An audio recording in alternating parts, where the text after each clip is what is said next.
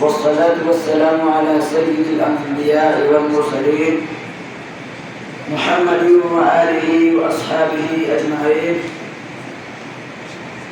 ومن تبعهم بإحسان إلى يوم الدين. أما بعد، فأعوذ بالله من الشيطان الرجيم. بسم الله الرحمن الرحيم.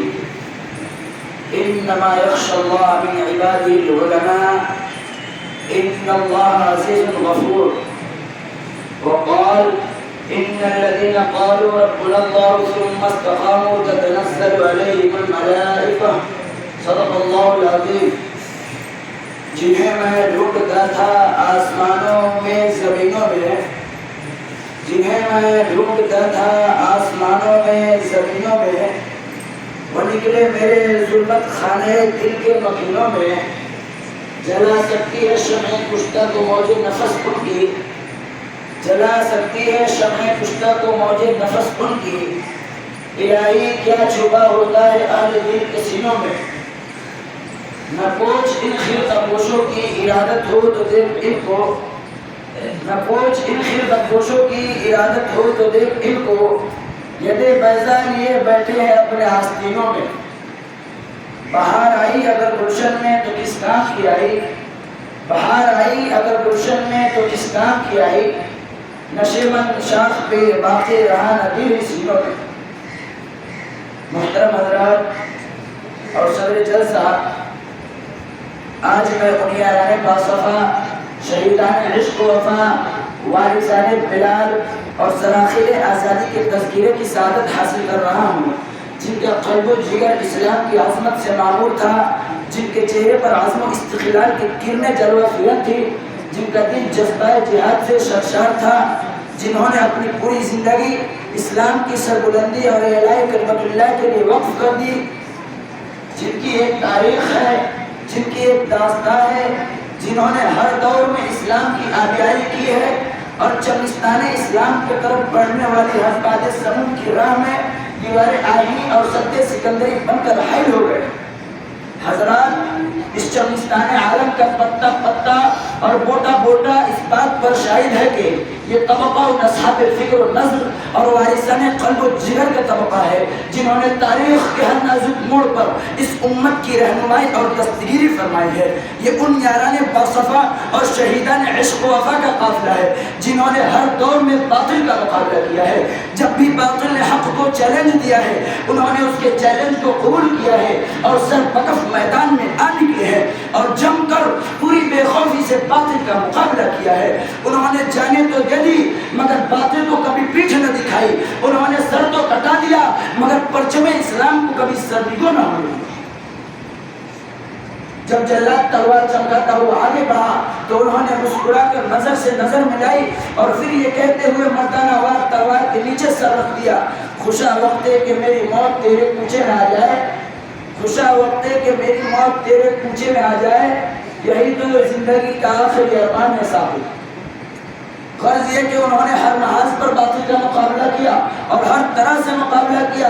ضرورت پڑی تو گولی چلائی، ضرورت پڑی تو تلوار چلائی، تلوار پھینکی، قلم اٹھایا، ضرورت پڑی تو اپنی شعلہ نوائیوں سے طوفان تند و تیز اور سرکش و بے باک کا کام لیا.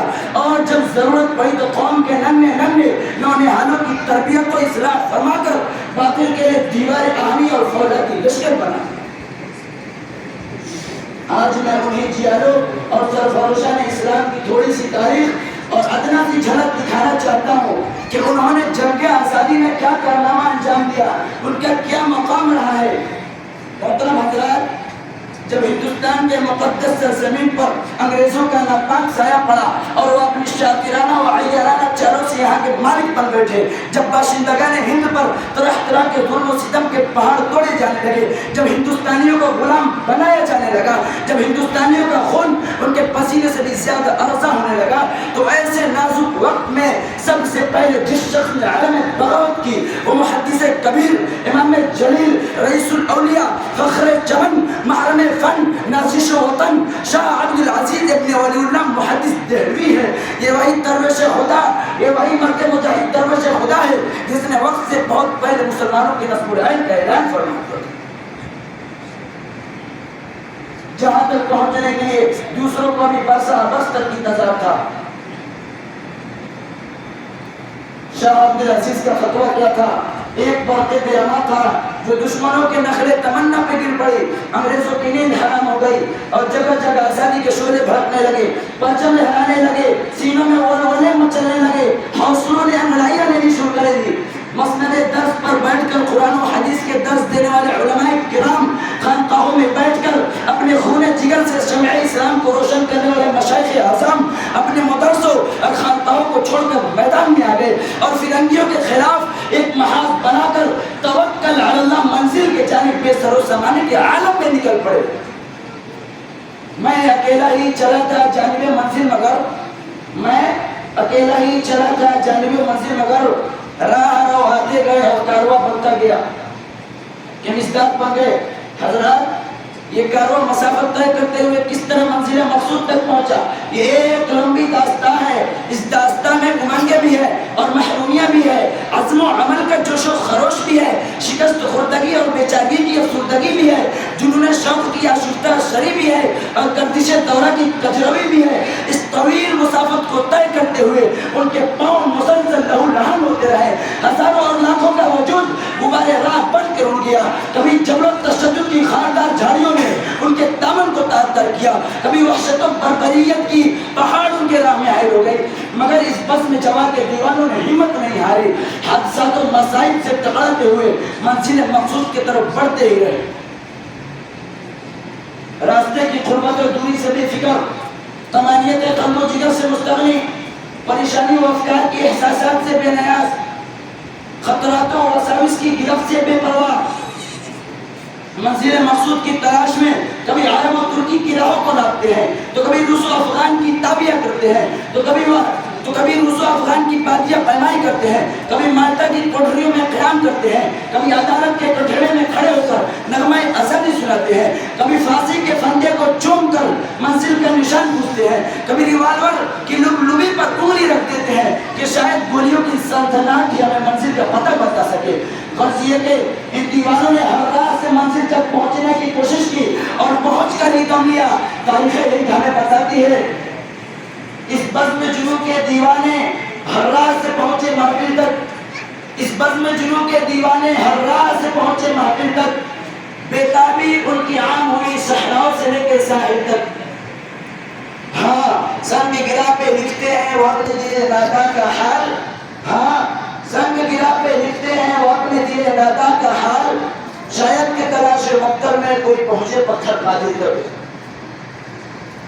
حضرات، یہ واقعہ ہے کہ اگر ہندوستان کے جنگ آزادی میں علماء حصہ نہ لیتے تو یہ ہندوستان کبھی بھی آزاد نہ ہوتا۔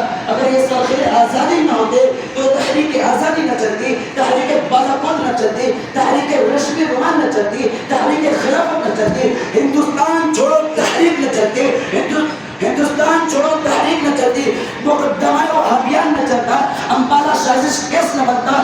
الغرض علماء کرام نے اپنے خون جگر سے عروس آزادی کی حلہ بندی کی ہے اور اپنے مقدس لہو سے شجر آزادی کو سینچا اور پروان چڑھا ہے۔ چنانچہ 1857 کے جنگ آزادی میں 2 محاذ بنائے گئے، ایک محاذ امبالہ پر جس کی قیادت مولانا جعفر دھانسری کے پاس تھی، دوسرا محاذ شاملی پر جس کی قیادت حضرت حاجی عبداللہ مہاجر مکی کے پاس تھی۔ اس جنگ میں بڑے بڑے صلحاء اور علماء شہید و زخمی ہوئے۔ اسی جنگ میں حافظ ضامن شہید ہوئے۔ اسی 1857 کی جنگ آزادی میں 2 لاکھ مسلمان شہید ہو گئے، جن میں 51,000 علماء کرام شامل تھے۔ صرف دہلی میں 500 علماء دین کو تختہ دار پر لٹکا دیا گیا۔ جنگ میں وسائل کی قلت اور اپنوں کی غداری کی وجہ سے فرنگیوں کا غلبہ ہوا تو انہوں نے وائسرائے برطانیہ نے اپنے ہندوستانی مشیروں سے رائے طلب کی کہ بتاؤ ہماری حکومت ہندوستان پہ کیسے قائم رہ سکتی ہے۔ تو ہندوستان میں رہنے والے سب سے بڑے سیاستدان ڈاکٹر ولیم یونی نے جو رپورٹ پیش کی اس میں لکھتا ہے کہ ہندوستان میں سب سے زیادہ بیدار مسلمان ہے، جنگ آزادی صرف مسلمانوں نے لڑی ہے۔ جب تک مسلمانوں میں جذبہ جہاد موجود ہے اس وقت تک ہم پر حکومت نہیں کر سکتے، اسی لیے جذبہ جہاد کو ختم کرنا ضروری ہے، اور جذبہ جہاد کو ختم کرنے سے پہلے ایک اور چیز کا ختم کرنا ضروری ہے، اور وہ یہ ہے کہ ہندوستان ہندوستان سے علماء اور قرآن کو ختم کر دیا جائے۔ چنانچہ 1861 میں 3 لاکھ قرآن کریم کے نسخے بدبخت انگریز نے چلائے۔ اس کے بعد علماء کو ختم کرنے کا فیصلہ۔ تامسن کہتا ہے کہ دلی کے چاندنی چوک سے لے کر خیبر تک کوئی ایسا درخت نہ تھا جس پہ علماء کی گردنیں نہ لٹکی ہوئی ہو۔ تامسن کہتا ہے کہ لاہور کی شاہی مسجد کے صحن میں انگریزوں نے پھانسی کا پھندا بنایا تھا جس میں ایک دن میں 80 علماء کو پھانسی دی جاتی تھی۔ تامسن کہتا ہے کہ لاہور کی دریائے روائی میں 80 علماء کو بوریوں میں بند کر کے ڈال دیا جاتا اور اوپر سے بوریوں کا نشانہ بنا دیا جاتا۔ تامسن کہتا ہے کہ جب میں اپنے خیمہ میں گیا تو مجھے مردار کی بدبو محسوس ہوئی تو میں خیمہ کے پیچھے چلا گیا تو کیا دیکھتا ہوں کہ آگ کے انگارے بھڑک رہے ہیں اور 40 علماء کو کپڑے اتار کر ان کا انگاروں پر ڈالا گیا ہے۔ میرے دیکھتے ہی دیکھتے 40 اور علماء کو بلایا گیا، ان کے کپڑے میرے سامنے اتارے گئے اور انگریز نے کہا کہ مولویو جس طرح 40 کو پکایا گیا ہے اسی طرح تمہیں بھی پکایا جائے گا۔ تم صرف ایک آدمی یہ کہہ دو کہ 1857 کی جنگ آزادی میں ہم شریک نہیں تھے، ابھی چھوڑ دیتے ہیں۔ تامسن کہتا ہے کہ مجھے پیدا کرنے والے کی قسم کوئی عالم اس میں ایسا نہیں تھا، سارے کے سارے آگ میں پک تو گئے مگر کسی نے بھی انگریز کے سامنے گردنیں نہ جھکائی۔ الغرض مختصر یہ ہے کہ جنگ آزادی میں علماء حصہ نہ لیتے تو یہ ہندوستان کبھی بھی آزاد نہ ہوتا۔